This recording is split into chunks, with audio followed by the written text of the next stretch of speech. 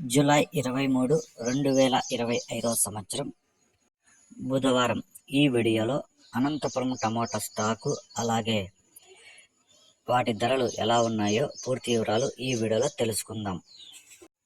ఇక వీడియోలోకి వెళ్ళే ముందు నిన్న నా ఛానల్ని 10 మంది అయితే సబ్స్క్రైబ్ చేసుకున్నారు, వాళ్ళకి స్పెషల్గా థ్యాంక్స్.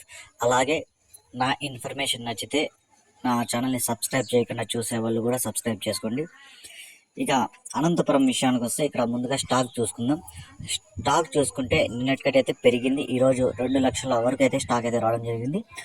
2 లక్షల క్రేట్లు కూడా దాటింది. 2 లక్షల ప్లస్ అయితే రావడం జరిగింది ఈరోజు అనంతపురం టమాటా స్టాక్.